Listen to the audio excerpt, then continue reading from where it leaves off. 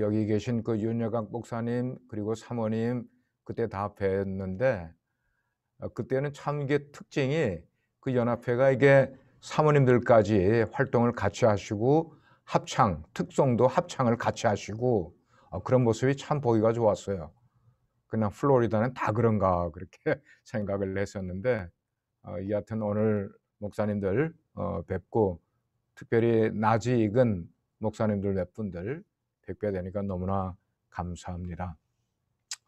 오늘 저는 이제 이민 목회에 관한 말씀을 좀 나누려고 하는데 제가 82년도에 사역을 시작을 하면서 그게 다 이제 미국서부터 시작을 했기 때문에 거의 지금 39년 이민 사회 속에서 사역을 해오고 있습니다. 이민 교회 목회와 이민 신학 이라는 것은 하나의 동일선상의 장르라고 생각을 해요. 그래서 이민교회 목회는 이민 신학을 가지고 있어야만 이민 목회가 정말 잘 될 수 있다는 말입니다. 혹시 이제 이민 신학이라는 말이 생소한 분이 계실지 모르겠지만 2000년대까지는 간간히 이민 신학에 대한 아리클들이 이렇게 조금씩 나오지다가 21세기 들어서는 이 분야에 꽤 많은 아리클들 그리고 논문들이 나오기 시작을 했어요. 그래서 저는 이제 선교학을 했는데 선교학 차원에서도 이 분야는 굉장히 연구 가치가 있는 그런 분야라고 볼 수가 있어요. 다음 아닙니다. 아까 전 것입니다. 이민교회는 이민자들의 교회입니다. 이게 단순한 말 같지만 그 속에 굉장히 깊이가 있어요. 우리가 목양하고 있는 이민교회 안에는 한국에서 직접 오신 분들만 아니에요. 남미에서 오신 분들이 많이 있어요. 브라질에서 오신 분만 해도 몇만 명이 지금 미국에서 살고 있어요. 중미, 제가 아는 과테말라의 목사님들도 지금 미국서 목회를 하시는 목사님들이 계세요. 그 말은 중미에 있는 우리 한인들도 미국에 많이 들어와 또 여기서 생활을 정착하고 있는 분들, 중국의 조선족들도 굉장히 많이 미국에 들어와 있습니다. 그 다음에 미국과 가까운 캐나다에서 온 그런 동포들이 출석하는 이 모든 것을 아우러서 우리는 이민 목회다 그렇게 해요. 이렇게 다양한 국가적인 배경이 모여 있는 것이 우리 이민교회 공동체란 말입니다. 그렇기 때문에 이민교회는 일반 목회를 이해한다기보다는 이민자들을 이해하는 폭넓은 사고가 필요한 것이 바로 이민 목회라고 생각을 해요. 우리가 이민교회에서 사역을 하게 될 때 우선 이민자들과 대화하는 그런 공감대가 우리 가운데 형성이 돼야만 이민 목회가 될 수가 있고 이민 목회가 잘 돼야 이민 교회가 균형 있게 올바르게 성장할 수 있기 때문이라는 겁니다. 그러면 이민자 이해가 중요한 이유가 뭐냐? 먼저는 우리 이민 목회의 대상자가 되는 이민자들의 내면에는 무지하게 아픈 감정이 녹아 있다는 것을 이해해야만 합니다. 나그네 정서가 묻어 있어요. 그래서 그런 면들을 우리가 알고 이해하게 되면은 아하, 이민 목회가 이래서 힘든 것이구나 하는 그 내면을 더 진하게 우리가 느낄 수 있게 되는 거예요. 저는 개인적으로 이민 목회자라고 늘 생각을 해요. 그래서 제가 잘 아는 대전 침신의 안희열 교수가 한 10년쯤 전인가 15년쯤 전인가 전화가 왔어요. 형님, 한국에 들어와서 목회하고 싶은 생각 없습니까? 교회가 하나 났는데 소개를 해주고 싶은데 제가 이런 지하에 나는 이민교회 목회자로 부름받았습니다. 한국에 들어가지 않습니다. 이들의 정서를 제가 알고 있기 때문이에요. 이민교회의 출발을 보면은 이민교회는 분명히 한국교회의 그 뿌리가 있어요. 우리 모두가 다 고국에서 나온 사람들이기 때문이에요. 반면에 한국교회와는 역사적인 상황이 많이 달라요. 역사적인 상황이 많이 달라요. 우리 이민교회의 출발은 영적인 면보다는 먹고 사는 데 있었음을 우리는 알아야 됩니다. 물론 처음 하와이 사탕수수밭으로 이민 온 사람들의 상당수가 인천 내리감리교회 교인으로 포함을 하고 있었지만, 그래서 그들이 당연히 신앙적인 출발을 미국에 와서 시작했겠지만, 그러나 그들이 이민 오게 된 그 배경을 깊이 들여다보면은 살아가는 길이 더 커다란 이슈였다는 것이에요. 제가 하와이에서 13년을 살다가 왔어요. 잠깐 우리가 그 부분을 이해를 해보면은 미국의 남북전쟁이 끝난 다음에 미국의 사탕수수와 파인애플 재배의 중요성을 정부가 느끼게 됩니다. 그리고 그것을 재배할 수 있는 곳을 하와이로 선택을 합니다. 그리고 그 재배할 수 있는 노동자들을 미국에서 수급을 하기가 어렵다 생각을 해서 유럽으로부터 노동자를 찾았어요. 그런데 유럽에서 노동자 찾는 게 어려워지게 되니까 미국 정부가 아시아로 눈길을 돌리게 됩니다. 그래서 1800년대 중반에 제일 먼저 중국 사람 이민자를 하와이로 받았어요. 그 다음에 1880년경에 일본으로부터 이민자를 받았어요. 그리고 한국에도 오퍼를 넣었는데 그때 한국은 조선의 마지막 왕인 고종이 섭정을 하고 있을 때였어요. 고종이 1902년도 말에 하와이 이민 허가를 처음으로 내줍니다.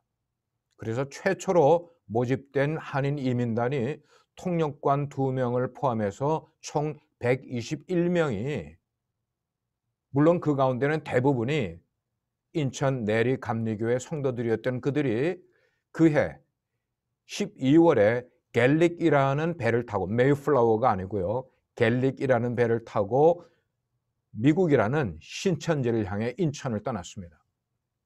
처음에 떠날 때 한국에서 하와이로 직접 가는 백길이 없었어요.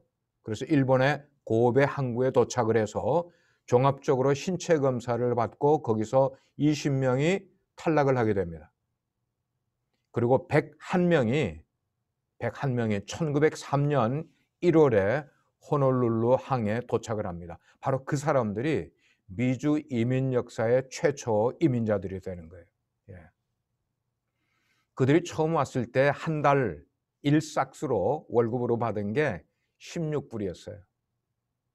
미국에서 16불은 큰 돈이 아니었습니다. 그러나 1900년대에 한국에서는 16불이면은 일확천금을 가지는 것과 같은 엄청난 금액이었어요. 그래서 그때부터 약 3, 4년 동안에 약 7,000명이라는 많은 숫자가 하와이 사탕수수밭에 이민을 오게 됩니다. 자, 그 얘기를 다 하려고 하는 것 아니에요. 우리 이민 사회에서 빼놓을 수 없는 점이 뭐냐면 이민의 시작이 무척 고단함과 서름과 힘듦이 있었다는 거예요. 그리고 외로움과 눈물, 그리고 슬픔이 우리 이민자들 저변에 깔려 있었다는 점입니다. 하지만 우리 이민교회는 그런 어려움 속에 허무하게 그 자리에서 끝나버리지 않았어요. 저는 우리 이민교회는 잡초와 같다고 생각을 해요. 잡초는 어떻습니까? 아무리 밟아도 그때 죽는 것 같지만 시간이 지나면 다시 일어난단 말이에요. 이민교회가 아무리 아픔이 있고 고단함을 지니고 있어도 여전히 하나님의 교회였고 주님의 교회였기 때문에 하나님께서는 이러한 고난당한 교회를 사용하시는 거예요. 현재 세계에 흩어져 있는 한인 디아스포라가, 여러분 한 몇 개국에 우리 한인 디아스포라가 흩어져 있다고 생각하십니까? 한번 목사님들 가운데 한번 말씀해 보실래요?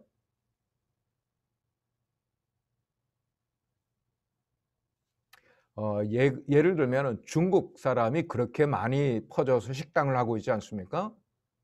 근데 중국이 전 세계에 약 150개 정도의 나라의 디아스포라가 있어요. 중국인이. 근데 우리 한국인은요, 중국하고 인구로는 비교할 수가 없지만 170여 나라에 나가 있다고요.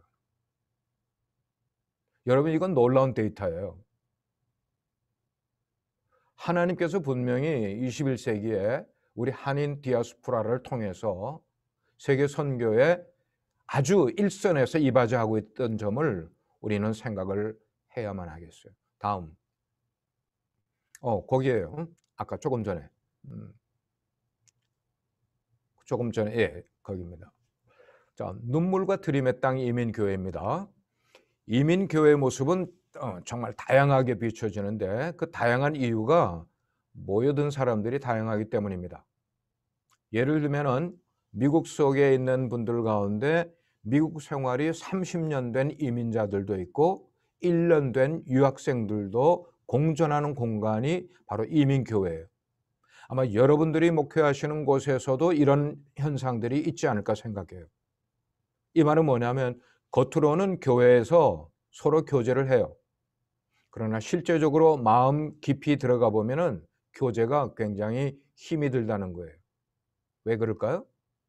30년 동안 이민 생활을 하다가 보면은 자신도 모르게 달라진 사고방식들을 가지고 살게 돼요. 생활 방식 다릅니다. 문화를 이해하는 것에 차이들이 있어요. 자, 이런 점들에 대해서 누군가가 나서서 설명을 해 주어도 그것의 큰 차이를 이해하기가 쉽지가 않단 말입니다. 최근에 미국 영화계에 영화 기생충의 맥을 이어간 것이라는 돌풍을 일으키고 있는 영화가 하나 있어요. 한국 영화. 혹시 그 제목 아십니까? 미나리라는 영화예요.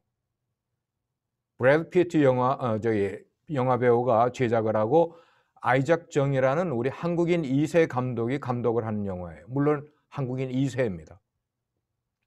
어린 두 자녀를 둔 한 젊은 2세 가정이 농장을 개간할 꿈을 품고 아칸사 시골로 이주해 들어가 살아가면서 겪는 여러 가지의 그 이민 생활의 애환들을 풀어낸 일종의 아메리칸 드림이에요. 근데 이게 골든 글로브 외국 영화의 수상작 지금 거기에 대상으로 올라가 있어요. 어쩌면 이게 아카데미 상으로도 올라갈 가능성이 있어요. 근데 질문은 이 영화의 제목 미나리가 의미하는 게 뭔가 하는 거예요. 외국 영화 평론가들이 굉장히 이거를 센세이셔널하게 이 부분을 받아들이고 있어요. 영화계 이슈가 되고 있다고요. 미나리가 무슨 의미인가? 나름대로 파악을 할 때 미나리는 심으면은 바로 자라나는 채소가 아니라는 겁니다. 적어도 1년 정도 기다려야만 자라나는 식물이에요. 그리고 미나리는 깨끗한 물에서만 자라지 않고 더러운 물에서도 자랄 수 있을 만큼 생명력이 억세게 강한 식물이라는 거예요. 우리 한국인의 아주 전형적인 은근과 끈기가 대표적으로 표현된 식물이 바로 미나리라는 거예요. 여기서 제가 아이디어를 생각을 했어요. 우리 이민자들의 삶이 한마디로 표현하면 미나리인 거예요. 아까도 얘기했잖아요. 잡초 같다는 거예요. 예. 저는 이 영화가 우리 이민자들의 삶과 정체성을 그대로 보여주고 있지 않는가 생각을 해요. 예. 그리고 우리 이민 목회자들, 우리들은 바로 그런 배경의 한인들을 대상으로 하나님이 맡기신 목양을 하고 있다는 말입니다. 그렇습니다. 다른 민족이나 일반인들은 우리 이민자들을 잘 이해하지 못한다 해도 우리 한인 이민 목회자들은 그들을 이미 이해한다는 그런 그릇을 준비하고 있어야 된다는 거죠. 그런 이해가 없이 이민 목회를 잘 할 수 있을까? 저는 생각할 때 그들을 이해하지 못하면은 이민 목회 잘 할 수 없다고 생각을 해요. 성경을 한번 보겠습니다. 창세기에 등장하는 야곱의 생애가 바로 그랬어요. 비록 하나님의 약속이 그에게 있었어요. 아브라함부터 야곱으로 이어지는 약속들이 계속 있었어요. 그렇지만 그 꿈이 하루아침에 이루어진 게 결코 아니었잖아요.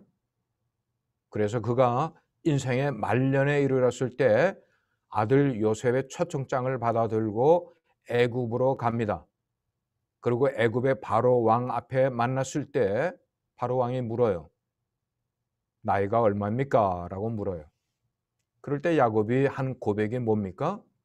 내 나그네 길의 세월이 130년인데 돌아보니 험악한 세월을 보냈나이다 그랬어요. 험악한 세월을 보냈나이다. 이 한마디 말 속에 얼마나 야곱의 생애가 잡초 같은 그의 인생의 고난이 그대로 고스란히 담겨있는 한마디의 증언이라고 생각을 해요. 예. 우리는 이민교회 구성원들의 성격을 이해해야만 합니다. 통계를 보게 되면 미국에 와서 비로소 교회를 다니기 시작했다는 사람들의 비율이 전체 교인들 숫자의 약 50% 정도인 걸 보면은 한국에서는 이분들이 전혀 교회를 다니고 신앙생활을 하지 않았던 사람들이 이민자의 삶을 시작하면서 처음으로 교회에 출석하게 되었다는 점이에요. 예. 그래서 이민교회 성도들과 한국교회 성도들에는 그 유형과 성격이 현저하게 다르다는 것을 우리는 알게 돼요. 예를 들어서 그분들이 미국에 와서 겪는 일들 가운데 첫 번째는 교회 선택하는 문제예요. 어떻게 교회를 선택해야 되는가? 한국서 신앙생활 하다가 오신 분들이 미국에서 이민교회를 선택할 때 교단마다 다른 배경을 가지고 있는 분들이 미국에 오니까 이게 다 뒤섞여 있는 거예요. 그래서 신앙관의 혼돈을 갖게 되는 거예요. 침례교회에 와서는 장로교 스타일을 이야기할 때도 있고 장로교회 가서는 또 감리교 스타일을 이야기할 때도 있다는 말입니다. 저도 목회를 하면서 왜 이 교회에서는 사도신경을 하지 않느냐는 얘기를 수태 많이 들었어요. 왜냐하면 장로교, 감리교 배경을 가지고 있는 성도들이 미국에 와서 비로소 침례교회라는 곳을 만나서 신앙생활을 하게 될 때 그들에게 혼돈스러움이 오는 거예요. 언어 구사에 어려움이 있습니다. 미국 생활에 부적응하는 모습이 있습니다. 그리고 인간관계에 부조화하는 그런 현상들, 또 원치 않는 직업에서 오는 아픔들, 마음의 자격지심들 여러 가지가 있어요. 어제도 평신도 세미나에서 잠깐 언급했습니다만 저희가 있는 지역에서는 락히드가 있어서 한국에서 주재원들이 나옵니다. 근데 그들이 나왔다가 미국에서 눌러 앉는 케이스들이 꽤 있어요. 삼성 직원으로 나왔다가 LG 직원으로 나왔다가 미주에서 눌러 앉는 경우가 여러 케이스가 있어요. 저희 교회 성도님들 그래서 처음으로 한국 항공을 통하여서 나왔다가 미국 생활을 하면서 자녀들이 자라가니까 미국에서 살고 싶다. 그래서 이분들이 미국으로 한국의 그 좋은 직장, 베네핏 좋은 그런 직장 다 그만두고 미국에 와서 생활을 하고 여기서 뭘 하는지 아십니까? 도넛 가게를 해요. 네. 그래요. 그리고 신앙생활 하다가 작년에 우리 교회에서 안수 집사를 받은 분도 계세요. 자, 다음 이민교회 안에 있는 이민자들의 비전에 관해서 한번 보면은 이민자들이 이민교회를 향해서 소원하는 바람이 다양하다는 것입니다. 이 부분은 우리 목회자들이 이해를 해야 돼요. 성도들의 교회를 나오면서 교회를 통한 바람이 무언가. 이 이민자들을 약간 캐테고라이즈를 해보면은 그들 나름대로 여러 캐테고리를 다르게 볼 때에 다양한 목적들을 가지고 있는 걸 보게 돼요. 유학생들은 왜 미국에 왔습니까? 학업 성취를 위해서 왔어요. 디그리를 갖기 위해서 왔단 말이에요. 미국 직장에 잘 적응할 목적으로 오신 분들, 취업 이민자들입니다. 어떤 분들은 지상사 요원으로 미국에 오신 분들이 있어요. 그렇지만 그들 가운데 미국에서 살다가 계약을 분명히 해요. 3년이면 3년 연수 기간이 있는데 근무를 하다가 영주권 신청을 합니다. 그리고 미국에 영주할 목적을 가지고 있는 사람들도 있어요. 그러나 그들 가운데는 근무 기간이 끝나면 한국으로 돌아가는 경우도 있어요. 자, 이렇게 유학생들 그 다음에 취업 이민자들, 지상사 요원들, 이 사람들하고 그 다음에 제가 얘기하는 정규 이민자들, 이 사람들은 미국에 올 때 처음부터 공식적인 이민 절차를 받아서 미국에 왔기 때문에 앞에 열거했던 그런 캐테고리 사람들과는 목적이 다른 거예요. 미국에 온 목적이. 예. 어떤 분야에서든지 나는 미국에서 꼭 성공해야겠다. 아메리칸 드림을 가지고 온 분들이란 말이에요. 다음, 이민 목회자는 이민자의 옷을 갈아입어야 비로소 이민 목회가 정착이 된다는 말입니다. 이 말의 의미는 목회자 자신이 먼저 이민자가 되어야만 이민자들이 처한 형편을 알고 그 상황에 적합하게 목양을 하게 된다는 거예요. 즉 이민자 자신이 방문자여도 안 되고요. 유학생 스타일 해서도 안 되고요. 비거주자의 입장으로 목회를 해서도 안 되고 우리가 이민자가 돼야 된다는 거예요. 자, 장 목사가 처음에 목회를 시작한 곳이 호놀룰루예요.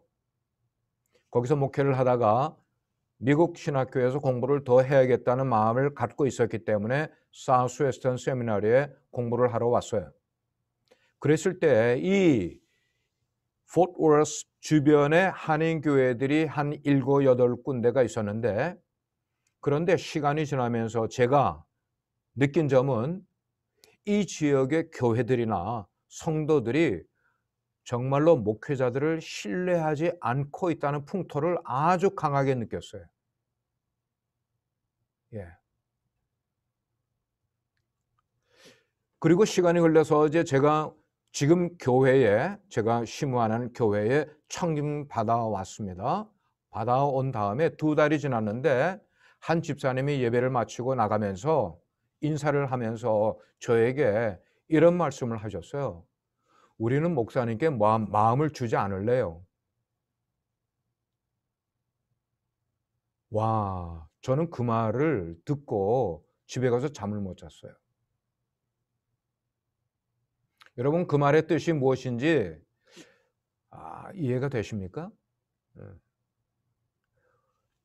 저희 교회가 이 달라스 포트워스 지역에서는 침례교회 가운데는 처음으로 생겨진 교회예요.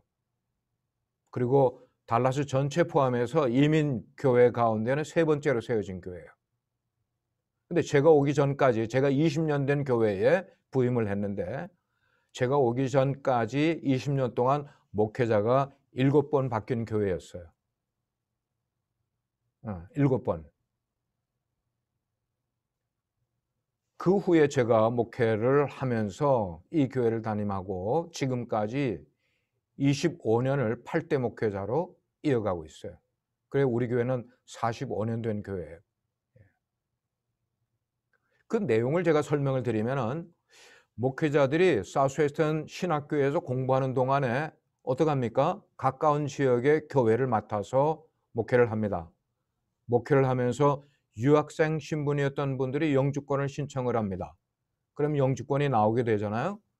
그러면 영주권이 나오면은 곧 더 기회가 좋은 교회로 떠나는 사태를 이 지역에 있는 대부분의 교회들이 다 경험을 한 거예요. 그러면 교회나 성도들은 어떻게 생각을 합니까? 목회자들은 믿을 만한 존재가 못 된다 하는 생각이 그들 속에 굳어집니다. 그런 상태에서 제가 이 지역에 공부하러 온 거예요. 그래서 장 목사가 이 교회에서 목회하는 한 해는 마음 가운데 먹은 게 있어요. 첫째로 성도들에게 목회자로서 신뢰가 형성되기 전까지는 나는 이 교회를 절대 떠나지 않겠다. 그게 5년이 될지 7년이 될지 모르지만 신뢰를 받기 전까지는 교회를 떠나지 않겠다. 둘째, 우리 교회에 부사역자들이 꽤 여러 명입니다. 신학교가 옆에 있으니까 제 마음 가운데 그런 생각이 들었어요. 이런 일들이 다른 교회에 가서 또 일어나지 않게 하려면은 우리 교회에서 사역을 하는 부사역자들만큼은 그들이 신학 공부를 하면서 교회를 섬기는 동안에 가능한 기간이 되면은 영주권을 신청하도록 진행시켜 주는 거예요. 부사역자로. 그리고 영주권을 받게 되면은 그 후에는 각자가 사역지를 찾아갈 수 있도록 도와주는 거예요. 다음입니다. 이민교회와 가정목회. 가정목회. 이민신학의 기본적인 소스는 어쩔 수 없이 이민교회 가정이지 않습니까? 그런데 미국의 그 가정 데이터를 보게 되면은 1930년대 1차 대전이 끝난 그 후에 미국의 모든 결혼하는 숫자와 이혼하는 숫자가 그 당시에는 이혼율이 약 15%였어요. 근데 이게 40년, 50년, 60년, 70년대에 이르러서는 약 1100만 명이 결혼을 하면은 그 가운데 400만 명이 이혼을 했어요. 한 40%가 이혼을 했어요. 그러다가 1980년대에 이르고 2006년도에 이르러서는 이혼율이 50%로 육박을 하게 됐습니다. 50%. 지금은 50%가 넘었어요. 자, 그런데 그 속에서 이민자들이 가정을 꾸리고 살다 보니까 이민자들도 미국 사회의 영향을 받아서 한국을 떠난 분들인데도 불구하고 이혼하는 율이 굉장히 높아요. 이것은 한미 가정들을 포함해서 볼 때 굉장히 이혼율이 높습니다.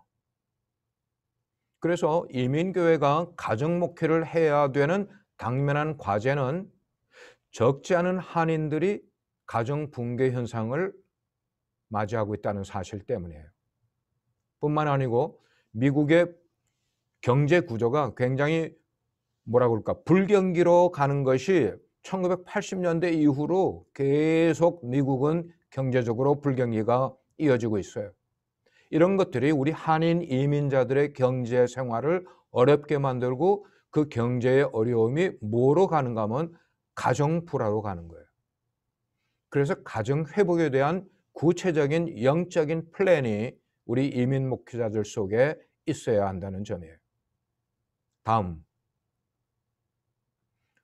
그래서 이민 목회는 사회적, 종교적, 구조적 시스템을 이해해야 한다는 점입니다. 특별히 이민 목회자는 우리 한국인들이 가지고 있는 한이라는 정서를 이해를 해야만 합니다. 한, 여러분들이 많이 들어보셨을 거예요. 그리고 이민 신학 속에 이 한신학에 대한 연구 논문들도 여러 개가 있어요. 예.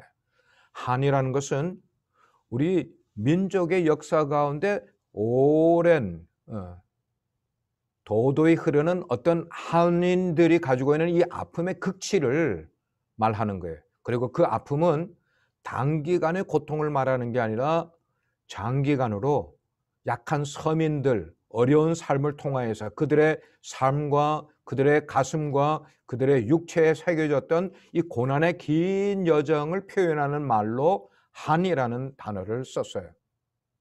그래서 미국 신학자들도 이 한신학을 연구하는 분들이 계세요. 특별히 이 한 문화는 남자들보다는 여성들 그 입장에서 경험하는 강도가 훨씬 강하게 나타나고 있는데 우리 이민교회는 구성원들이 여성들이 80%를 차지하고 있는 교회들이 이민교회입니다. 그 말은 뭐예요? 그들이 다 속에 한을 품고 있다는 말이에요. 예. 다음 8. 이민목회에는 이민자들의 사업, 자녀, 교회의 비전이 내포되어 있습니다. 첫째, 사업에 대한 비전이죠.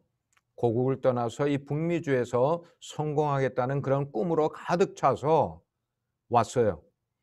근데 여기에 와서 주류 사회 속으로 들어가지 못하고 어떻게 보면은 하층 사회 속으로 들어가면서 우리들이 하는 일들은 밤낮을 가리지 않고 열심히 아메리칸 드림의 꿈을 가지고 달려왔어요. 예.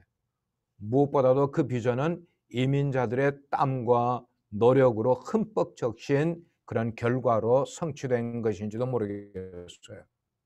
저희가 있는 동네에 한인들이 가장 많이 하는 것은 도넛 가게예요. 우리 교회 성도들 가운데 도넛 가게를 하는 분들이 한 15가정 넘어요. 이것이 교회에 미치는 영향이 적지 않습니다.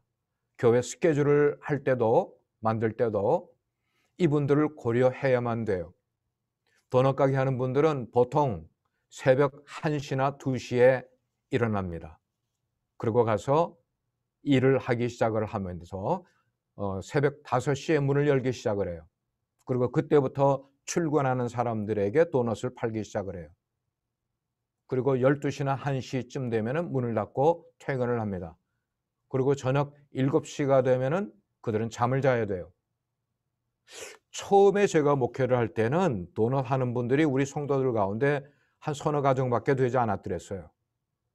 시간이 가면 갈수록 도넛 하는 분들의 숫자가 늘어나니까 사역에 이게 패턴이 달라지는 거예요. 스케줄이 달라지고요. 그래서 전에는 예를 들어서 고난주간 하면은 특세를 가졌지 않습니까? 그래서 새벽에 특세를 가졌는데 어느 순간부터 특세를 가질 수가 없어요. 왜냐하면 우리 교회 재직들의 다수가 도넛을 새벽에 일을 하기 때문에. 그러면 시간을 어떻게 조정합니까? 저녁 7시, 8시로 집회를 바꾸는 거예요. 이런 일들이 상황 속에서 우리 이민자들의 삶 속에서 일어나는 거예요. 둘째, 자녀에 대한 비전입니다. 이민 1세들의 관심은 우리 2세 자녀들이 어쨌든 이 미국 사회에서 성공 이야기를 듣고 싶어 하는 분들이에요. 그래서 자신의 몸이 고달프고 아파도요, 자녀들의 미래를 위해서라면 무엇이든지 할 수 있다. 그런 강인한 자세를 견지해 온 것들이 우리 교포들의 모습이에요. 그렇습니다. 자녀들이 미국 주류 사회에서 성공하는 것, 이것이 바로 우리 이민자들의 비전인 거죠. 그래서 우리는 이런 말단의 삶을 만들어 가도 너희들은 의사가 되기를 원하고 변호사가 되기를 원하고 엔지니어가 되기를 원하고 이런 바람들이 우리들 속에는 자녀들에 대한 비전인 거죠. 세 번째는 교회에 대한 비전입니다. 이민 사회의 출발이 주로 견실한 신앙인들에 의해서 개척된 이민 교회이기 때문에 교회를 향한 비전이 사실 큰 거예요. 그래서 앞에서 언급했던 사업에 대한 자녀에 대한 비전이 교회 생활을 통하여 그들이 뭘 하게 됩니까? 중보 기도를 요청을 하는 거예요. 우리의 사업이 잘 되도록, 우리의 자녀들이 잘 되도록 우리 성도님들이 목회자에게 중보 기도를 요청하는 게 알고 보면은 이민 교회를 통하여 그들의 꿈을 이루고 싶어 하는 것들이 우리 성도들의 마음 가운데 많은 부분을 차지하고 있음을 우리는 알아야 돼요. 다음 9. 이민 교회는 성도들이 겪는 언어 심리적 압박을 이해해야 합니다. 첫째는 언어 문제죠. 영어가 부족한 이민자들이 겪는 당면한 과제, 그것은 아무리 나는 교회에서 주일학교 교사로 좀 봉사를 하고 싶은데 주일학교 교사를 하려면은 영어가 돼야 된단 말이에요. 그러니까 봉사하고 싶은 마음이 있어도 봉사를 못 하는 거예요. 그런 심리적인 압박감들이 우리 이민교회 성도들 속에 있음을 우리가 이해를 해 줘야만 되겠어요. 둘째는 이민사회의 적응 문제입니다. 이게 이민자들이 겪는 실제적인 이슈죠. 많은 이민자들이 당황하는 큰 문제가 바로 이 점이에요. 한국과는 완전히 다른 구조와 시스템으로 누구나 고민을 하고 힘들어하는 그런 이야기들이 많이 모여 있는 것이 바로 이민교회인 거예요. 뭐 심지어는 교통법규 잘 몰라요. 사회를 깊이 들어가면은 여러 가지 그 이민자들이 이 사회를 알지 못해서 겪어야 되는 불편한 점들이 한두 가지가 아니에요. 그런데 이런 일들을 그들이 실수를 경험하고 나서야 그게 문제였다는 것을 인식하게 될 때는 too late, 늦은 거예요. 늦은 거예요. 그래서 이런 부분들을 목회자들이 필요를 채워줄 수 있는 그런 이민 목회, 그런 것들인 거죠. 뭐 우리가 이민 사회 속에 넌센스로 일어나는 일들 많이 있지 않습니까? 요즘은 학교의 교사들이 그 아이들의 초등학생 아이들의 그 다이어리 같은 거를 검사를 해요. 교사들이. 그래서 집에서 일어나는 일들이 아이들이 쓴 다이어리에 그대로 교사들에게 리포트가 간다고요. 우리 교회 부사역자의 자녀가 다니는 학교에서 선생님의 호출을 받았어요. 우리 교회 부목사님이에요. 여기 갔더니 아이를 때려내는 거야. 아이를 때려내는 거야. 어떡하겠어요? 우리 한국 정선대. 그 이야기를 설명을 하고 다 해서 그러니까 그 교사가 그거를 증명할 수 있는 분을 레코멘드를 좀 해달라는 거예요. 그래서 그걸 또 담임 목사인 저에게 요청하지 않았겠어요? 그 선생님이 저에게 전화가 왔어요. 인터뷰를 하는데요. 10분인가요? 10분을. 그걸 확인하기 위해서. 체벌하는 거. 우리 남자 어른들이 그 어린아이들, 특히 그 남자아이들 꼬추 만지는 거, 안아주는 거, 여자아이들 안아주는 거, 무슨 일이 생겼을 때 뒷돈 주려고 하는 거, 이런 거 다 미국 사회에서는 할 수 없는 일들. 이런 것들을 미리 알면은 예방할 수 있는 일들을 모르기 때문에 일어나는 일들이 한두 가지가 아닌 거예요. 다음,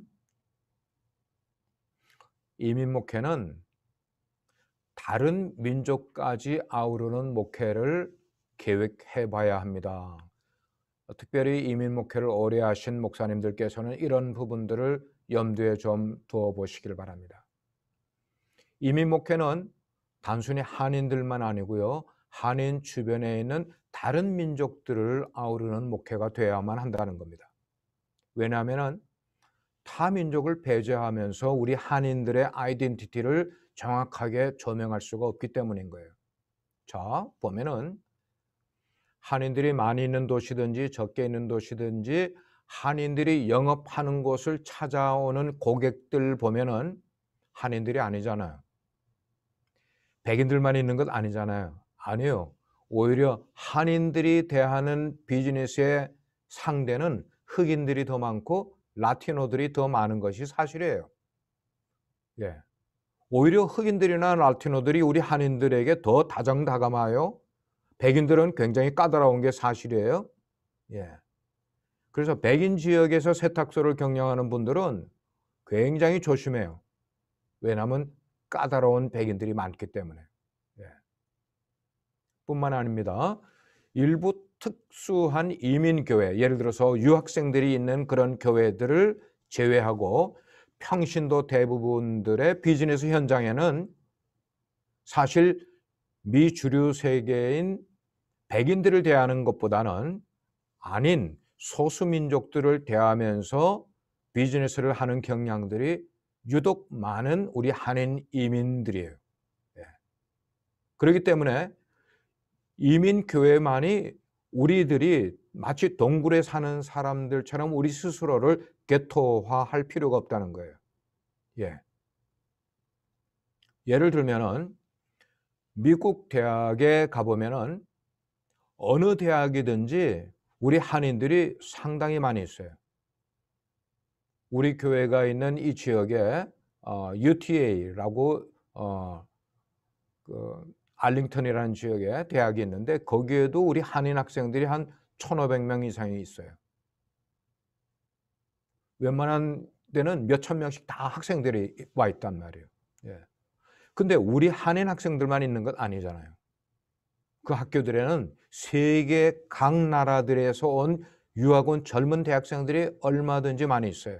그들을 보면은 유학생 선교에 대한 창의적인 아이디어들을 우리는 가질 수가 있게 된다고 생각해요. 그 아이디어가 선교에 대한 패러다임 시프트로 만들어갈 수 있다는 겁니다. 예. 그래서 부활절이든지 추수감사절 같은 그런 절기 때에 우리 이민교회들이 한인 유학생들을 초청해서 식사도 대접하고 장학금도 주고 하는 그런 일들을 위로 프로그램들을 가지고 있는데 참 그게 보기 좋은 그런 모습이에요. 그렇지만 이왕에 우리가 그런 프로그램을 계획한다면은 그 대상을 좀 더 확대를 하자는 거예요. 누구에게까지요? 타민족 유학생들. 네. 타민족 유학생들. 우리가 선교에 나가서만 만날 수 있는 그 나라 학생들을 그들이 미국에 유학 와 있고 무언가 아쉬움을 가지고 있는 그 유학생들을 초청을 해서 잔치를 베풀어 주는 거예요. 예.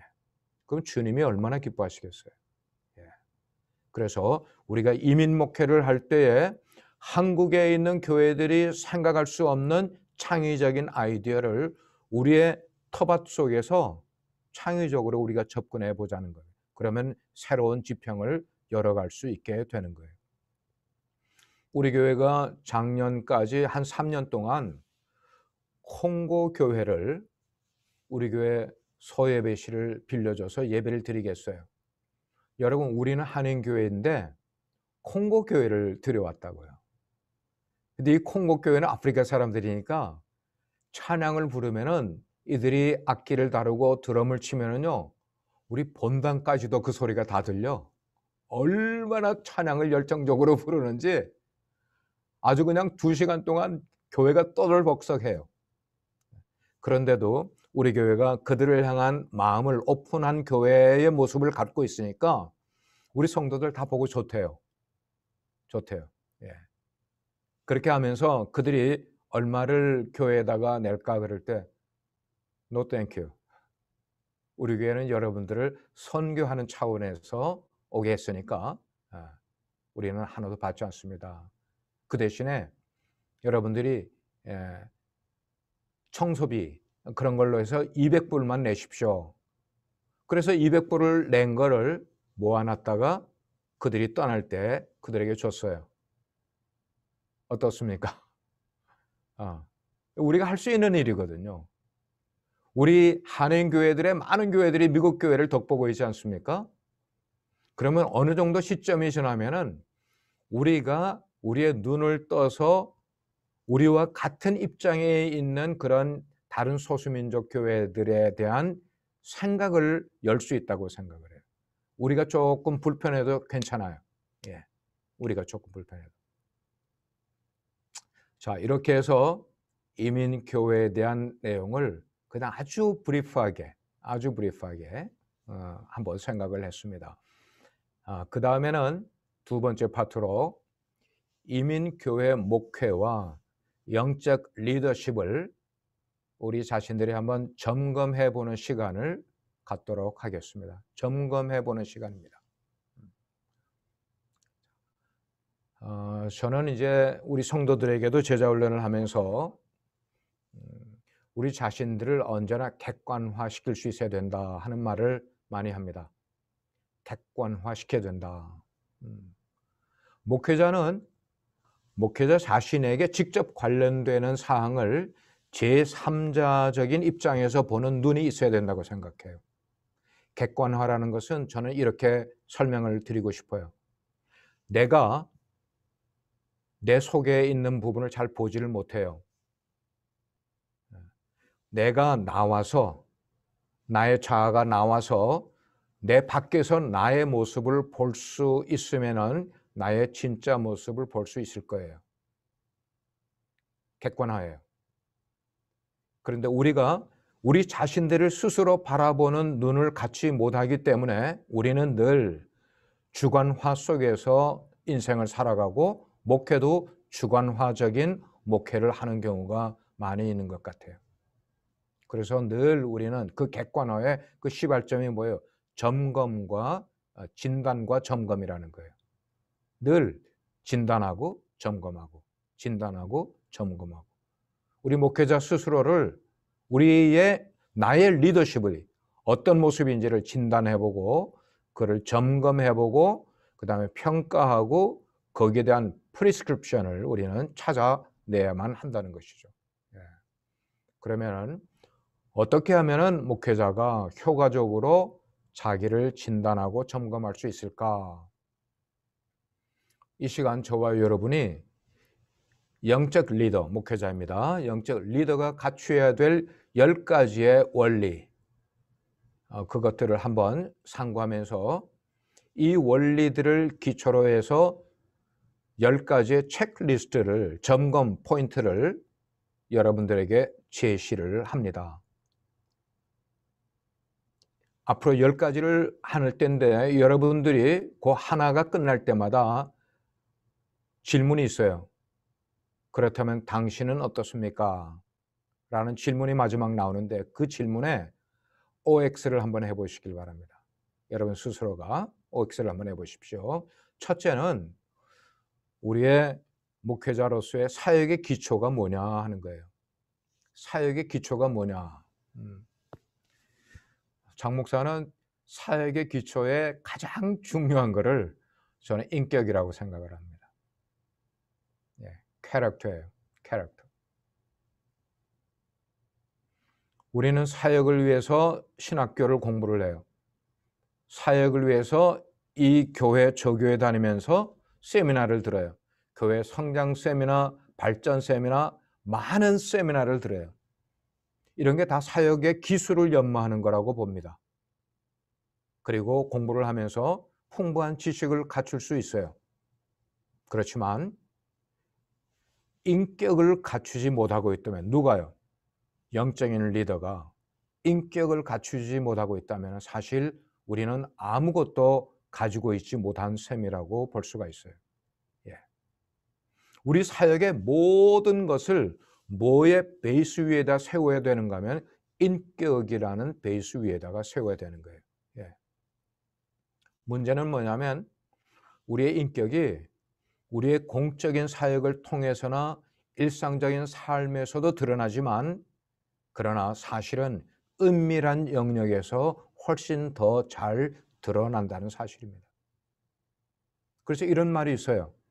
아무도 보고 있지 않을 때 나는 누구인가 하는 거예요. 예. 아무도 보고 있지 않을 때 나는 누구인가. 얼마 전에 가까운 지역에 우리 카운티 협의회의 한 교회에 저 동부로부터 그분이 필라델피아인가 거기서 이렇게 이쪽에 부임해서 오신 목사님이 계셔요. 이분이 오시자마자 우리 협의회 목회자들에게 얼마나 친감 있게 가까이 노력하는지 몰라요. 그래서 목회자들의 모임이나 이런 데 가면은 아주 그냥 한 절반은, 시간의 절반은 그가 혼자 다 이야기를 해요. 얼마나 친절하고 나긋하고 그리고 자기를 자랑하면서 이렇게 목양을 하는데 6개월 후에 그 교회를 떠났어요. 그 교회에서 예를 들어서 재정에 손을 대기 시작을 해서 재정을 많이 축을 내고 그 다음에 부사역자들을 꼼짝 못하게 만들기 위해서 신학생들이 그 당시에 이제 신학교에 유학 와 있는 학생들은 사실은 개교에서 사역을 해서 페이를 받으면 안 되게 돼 있거든요. 이민법에. 근데 실제는 어떻습니까? 뭐 신학생들이 다 나가서 어떤 일들을 해도 하는데 개교에서 섬긴다고요. 부사역자를 섬겨요. 그러면서 페이를 받아요. 그런데 그 담임 목사로 온 사람이 자기 교회에서 부사역자들이 자기 말을 듣지 않는다고 그것도 아주 무리한 일들을 이렇게 요구를 하고 하는데 그 말을 듣지 않는다고 자기네 교회에서 그 부사역자들에게 주는 페이롤 체크를 복사를 해가지고 신학교에 그 이민 담당하는 그 디파트먼트에다가 리포트를 해버렸어요. 그것 때문에 그 교회에서 사역을 하던 부사역자 2명이 한국으로 그냥 나가버렸어요. 예. 그리고 그 목사도 그 교회 성도들에 의해서 불신임을 받아서 결국은 그 교회에 부임한 지 6개월 만에 그 교회를 떠나고 말았어요. 문제는 뭐였는가 하면 그가 준비된 인격을 갖지 못하고 있었다는 거죠. 두 번째, 사역의 본질입니다. 사역의 본질은 service, 섬김입니다. 섬김. 하나님의 진실한 종의 표적은 홀이 아니라 수건입니다. 홀은 다른 의미로 학위가 아니고요, 안수가 아니에요. 수건은 뭐예요? 섬김입니다. 사자가 양을 돌볼 수가 없고 늑대가 양떼들을 지킬 수가 없어요. 예수님께서는 하나님의 아들이심에도 불구하고 제자들을 목양하실 때 친히 수건을 들고 남의 발을 씻겨주는 종이 되어 주셨어요. 그런 종의 마음을 갖지 못한 목회자는 절대로 건강한 사역을 할 수가 없습니다. 뭐 여기에 대한 예화를 드리려면 참 많이 있어요. 많이 있어요.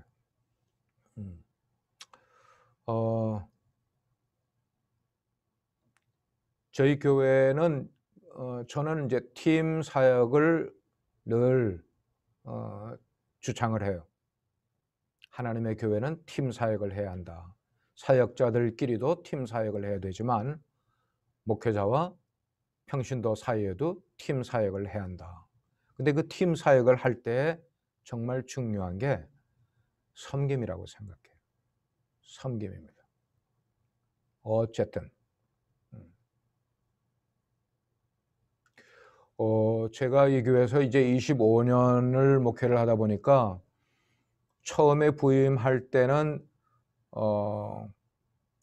42살, 만 42살 때 부임을 해서 사역을 해서 제 청춘이 여기서 다 들어갔는데 지금 우리 교회 부사역자들이 연령이 제 아들보다 나이가 적은 부사역자들이 4명이나 있어요. 그 말은 뭐예요? 나이 차이가 상당히 많다는 거예요. 그런데도 불구하고 그들을 섬겨요. 물론 제가 섬긴다고 해서 예수님처럼 이제 발을 닦아주고 그런 건 아니지만 최대한으로. 그러니까 우리 부사역자들이 저하고 나이가 아버지 뻘인데 같이 사역을 하는 게 크게 부담스러워하지 않는 모습을 가지고 있어요. 늘 그렇게 하니까. 그리고 그 덕에 저도 젊은 목회를 한다고 생각을 해요. 그들하고 늘 함께 사역을 하다 보니까 제가 젊어지는 것 같아요. 내일 모레면 저도 이제 은퇴를 합니다만은. 다음입니다.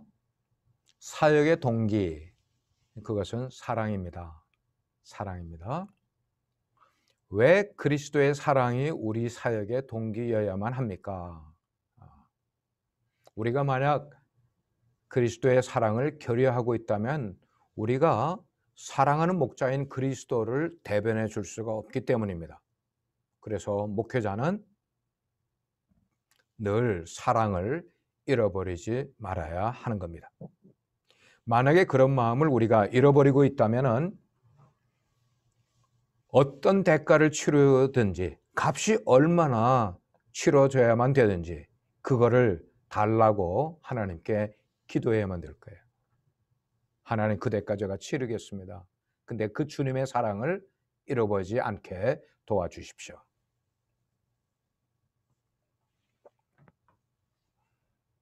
제가 성격이 좀 못됐어요.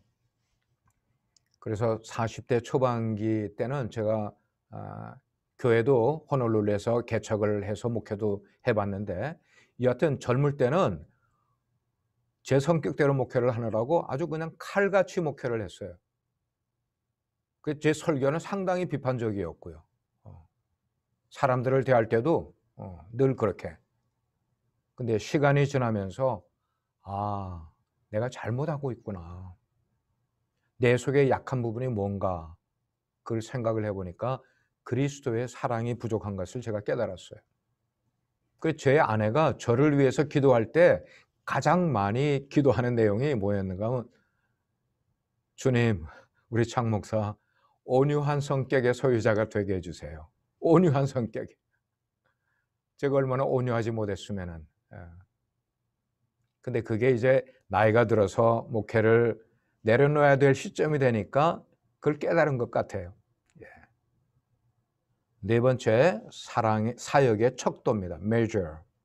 그것은 희생입니다. 희생. 내가 사역을 잘 하고 있는가, 건강하게 하고 있는가 하는 이런 부분들의 척도는 내가 얼마나 희생을 하고 있느냐 하는 거예요. 그 희생은 영적인 희생, 육체적인 희생, 그 다음에 물질적인 희생, 모든 것을 다 포함한다고 생각해요. 내 사역에서 나는 희생을 하고 목회를 하고 있는가. 아무런 대가도 치르지 않는 사역은 아무것도 이루지 못합니다. 만약 목회자의 삶이 고통스럽지 않고 희생을 수반하지 않는 것이라면 그분의 사역에는 하나님의 축복이 함께하지 않을 것입니다. 일하는 것이 힘들 때 일꾼은 보다 쉬운 일터를 찾게 마련이에요. 잘 이해하십시오. 내 일하는 것이 힘들다고 느낄 때 그 사람은 그보다 더 쉬운 일터를 찾아 나서게 돼 있어요. 그 말은 내가 현재 목회하는 것이 힘들다고 느끼면은 그걸 피하려고 그래요. 그러나 참된 목자는 양떼들과 함께 머물면서 그들을 위해 희생을 합니다.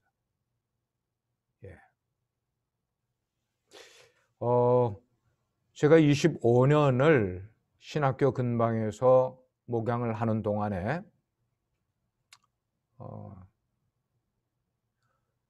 이민교회, 우리 한인 이민교회 가운데 중형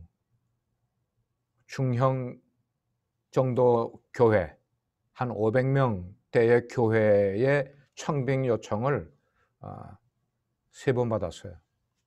정식으로 청빙 요청을 받았었어요.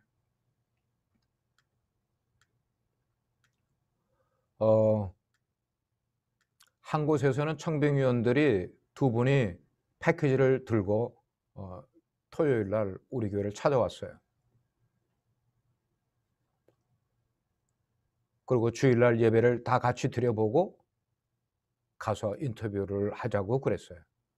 그런데 기도를 하는데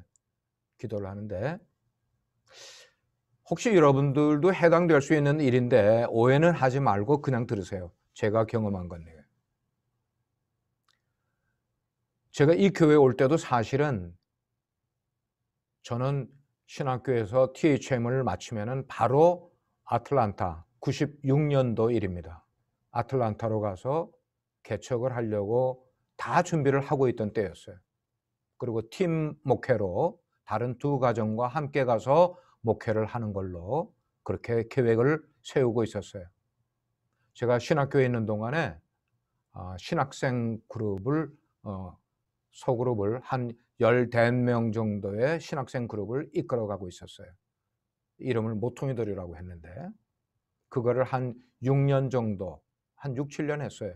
제 아내는 사모들 그룹을 한 20명 정도를 이끌어갔어요. 그걸 every Sunday 신학생들이 모였고 저희 집에서, 그 다음에 월요일 날 저녁에는 또 저희 집에서 사모님들이 모였어요. 그거를 저희 아내는 한 10몇 년을 했어요. 10몇 년. 그러는 가운데 이제 이 교회에 이제 오게 됐는데 아틀란타로 가려고 했던 것을 제가 이쪽에 오게 된 거는 기도하다가 하나님께서 여기에 머물러 있으라는 응답을 주셨기 때문에 제가 이 교회에 들어오게 된 거예요.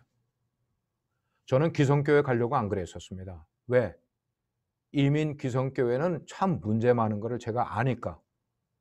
그리고 신학교에서 공부하는 동안 제가 그 모퉁이돌이라는 그 소그룹을 인도하는데도 이 교회의 전도사가 한 명이 있었어요. 그래서 이 교회의 문제점에 대해서 내가 상담도 해주고 이 교회 내용을 다 알고 있어요. 문제가 얼마나 많은 교회라는 거. 근데 이 교회를 왜 내가 들어오겠어요? 예. 그러는 가운데 제가 이사 가려고 패킹을 다 해놓고 있는 상황에서 이 교회에서 청빙위원들이 왔어요. 제가 이 교회 오기 전에 여러 달 동안 한 1년 반 동안 담임 목사가 없는 가운데 담임 목사 어플라이 한 사람들이 꽤 많이 있었습니다. 제가 듣기로는 한 40명 정도가 어플라이를 했다고 그래요. 근데 그분들 다 안 됐어요. 근데 저는 이 교회 애플리케이션 내지도 않았어요. 근데 이분들이 소문을 듣고 저를 찾아왔어요. 집으로. 청빙위원 4분이. 그 목사님에 대한 소문 다 들었습니다. 아틀란타로 가시려고 계획한다는 것도 다 압니다. 그런데 우리 교회는 목사님이 필요합니다. 목사님이 오셔서 우리 교회를 치료해 주십시오. 이렇게 나오는 거예요. 그리고 일주일이 지났는데 안수 집사님 한 분이 전화가 왔어요. 목사님 기도 좀 해보셨습니까? 근데 솔직히 제가 이 교회를 두고 기도를 한 번도 안 했어요. 왜냐하면 하나님이 주신 비전은 아틀란타라는 것이 너무나 확고했기 때문에. 근데 그 안수 집사님이 기도해 보셨습니까? 라고 묻는 말에 제가 양심의 가책을 받았어요. 목회자인데 한 교회의 청빙위원들이 와서 요청을 했으면은 기도는 해봐야 되지 않는가 하는 거예요. 그래서 제가 달라스 가까운 데 있는 사랑기도원이라는 곳에 가서 2박 3일 동안 작정하고 기도하게 됐어요. 저는 제 인생의 큰 일을 결정할 때는 늘 기도해서 응답을 통해서 움직입니다. 근데 하나님께서 이틀째 저녁에 말씀을 주셨어요. 이사야 43장 말씀으로 내가 이 지역에 새 일을 할 테니까 머물러 있으라. 뭐 이 이야기 계속하려면 길지만 결국 그래서 목회를 하는 가운데 다른 교회, 중형 교회들이 새 교회가 저에게 요청이 왔지만 기도하는데 가라는 음성을 못 들은 거예요. 가라는 음성을 못 들었어요. 그래서 아내하고 이야기할 때 아내가 그러면은 여기 있어야 되겠다. 하나님이 가라고 움직이라고 말씀하지 않으면은 여기 있어야 되겠다.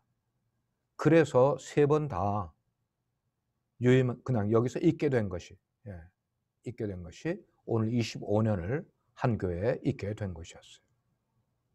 여러분 어떻습니까? 다음 사역의 권위는 어디서 나오는가? 복종에서 나옵니다. 복종에서 나옵니다. 목회자가 교회 사역에서 권위를 행사하는 것과 권위주의자가 되는 것 그리고 명령하는 것과 부탁하는 것 사이에는 차이가 있습니다. 예수님만이 나의 주님이심을 아는 지도자, 그만이 권위주의자가 되지 않고도 권위를 행사할 수 있다는 것입니다. 예수님의 명령을 따르는 것이 나의 길임을 인정하는 목회자만이 명령하기보다는 부탁을 합니다. 그래서 성도들에게 부탁을 합니다. 진정한 목회자는 예수님께 복종하는 것을 통해서 자신의 지도력을 행사합니다. 그러면 목사님 여러분들은 어려운 결단의 시간이 왔을 때 어떻게 결단하시곤 합니까? 여러분들의 모습을 생각해 보십시오. 다음, 사역의 목적, 그것은 한 가지예요. 하나님의 영광을 위해서입니다. 하나님의 영광을 위해서입니다. 목회자는 하나님이 영광 받으시는 한 누가 영예를 차지할 것인지에 대해서 염려하지 않아야 됩니다.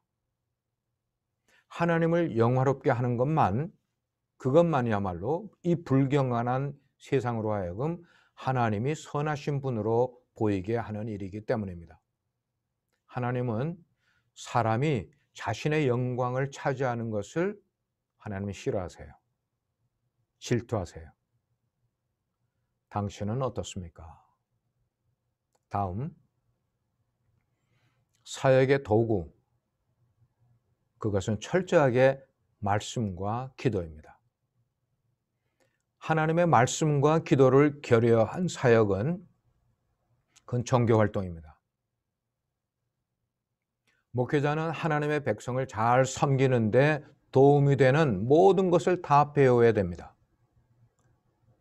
그래서 하나님에 대한 신학만 배우지 마시고 사람에 대한 인간학도 많이 공부하셔야만 합니다. 왜냐하면 교회에서 일어나는 90%의 문제는 하나님과의 관계가 아닌 사람과의 관계 속에서 일어나는 문제들이기 때문입니다. 우리가 사람을 이해 못하면 목회 못해요. 하지만 그 모든 것보다 중요한 것은 말씀과 기도에 헌신하는 거예요. 그래서 어떤 목사님은 그래요. 저는 신방 열심히 다녔어요. 근데 그건 변명이에요. 신방 열심히 다녔는데 목회가 안 됐다. 그건 변명이에요. 자, 이 말씀은 뭐냐면 말씀과 기도를 성도들에게 강조하는 목회를 하라는 게 아니라 목회자 자신이 먼저 말씀과 기도에 자신을 드려야 한다는 말입니다. 당신은 어떻습니까? 다음. 자, 사역을 하게 되면 우리에게 특권이 주어져요. 그 특권은 성장입니다. 성장. 하나님이 목회자에게 영적인 씨앗과 영적인 어떤 그 영적 양식을 제공해 주심에 따라서 목회자는 이것을 즐거이 양떼들과 나누는 거죠. 그리고 그런 과정에서 목회자 자신이 점점 부유하게 되는 거예요. 부유하게 돼요. 그래서 그렇게 목회한 목회자에게 하나님이 주시는 가장 커다란 보상은 바로 영적 리더 자신의 성장을 만들어가게 되는 거예요. 성장은 목회자가 누릴 수 있는 가장 위대한 특권이자 하나님의 상급입니다. 그래서 저희 교회를 거쳐간 목회자들이 한 60명 정도 돼요. 그분들하고 헤어질 때 저는 그런 이야기를 해요. 나중에 만날 때 얼마나 성장했는지 서로 얼마나 성장했는지 보자. 김성국 목사님 많이 성장하셨죠? 이태경 목사님, 한명호 목사님 많이 성장하셨죠? 저희 교회 출신들이 플로리다에 3분이나 계신 게 얼마나 감사한지 몰라요. 다음, 사역의 능력입니다. 사역의 능력은 전적으로 성령 하나님께로부터 옵니다. 우리 주님께서는 전적으로 당신의 사역을 하실 때 하나님의 영을 의지하면서 사역하셨음을 우리는 주지해야만 합니다.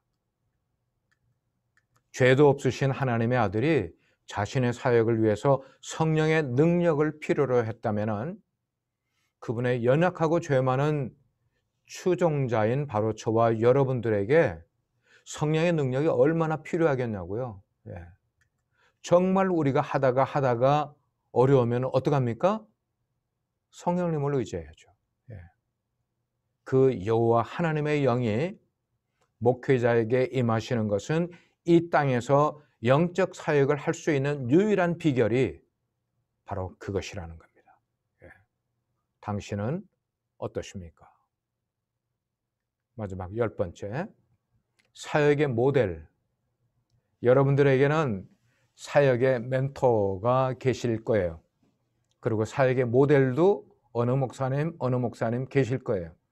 설교에서는 어떤 분, 목양에서는 어떤 분, 이런 부분들이 있을 거예요. 영적인 부분에도 인격적인 부분에도 있겠어요. 그러나 궁극적으로 우리의 사역의 모델은 예수 그리스도시라는 거예요. 사도 바울은 그렇게 얘기했어요. 성도들에게 그리스도의 형상이 이루어지기까지 내가 해산하는 수고를 아끼지 않겠다. 그런 그가 자신 속에 그리스도의 형상이 이루어지기까지 왜 해산하는 수고를 하지 않았겠어요? 사도 바울은 해산하는 수고를 했기 때문에 그런 말을 하는 거예요. 그는 자신이 예수님을 본받는 것처럼 제자들에게 자신 있게 너희들은 나를 본받으라고 말할 수 있었던 거예요. 사도 바울이 사역의 모델을 예수님께로 하지 않았다면 그는 결코 그런 말을 할 수 없었을 거예요. 그러므로 목회자는 자신의 삶과 목회 일선에서 먼저 예수 그리스도를 본받는 삶을 살아야 합니다. 그래야 양떼들이 예수 그리스도를 본받게 되기 때문입니다. 목회자를 통해서, 우리 목사님을 통해서 우리 성도들이 예수님을 보기 때문입니다. 당신은 어떻습니까? 자, 이렇게 10가지의 영적 리더십의 포인트를 우리가 살펴보았는데, 여러분 거기에 점검 질문 가운데 7개 이상을 받으신 분은 발 내리십시오. 7개 이상을 받으셨으면 여러분들은 정말 교회 사이즈하고 상관없어요. 지금 제가 한 내용 가운데는 교회 사이즈는 하나도 언급하지 않고 있어요. 중요한 것은 하나님 앞에 설 때 하나님께 칭찬받을 수 있는 거예요. 그래서 이 영적 점검표를 여러분들이 진단하고 점검하고 진단하고 점검하고 이걸 해마다 연말 되면은 여러분 스스로 한번 해보십시오. 그래서 그 다음 해에는 새로운 마음으로 내가 목회를 할 수 있는 그런 자세. 여기까지 하겠습니다. 혹시 한 내용들 가운데 여러분들 나눌 부분이 있으시면은 잠깐 한 5분 정도만 시간을 갖겠습니다. 이민 목회 그리고 영적 진단입니다.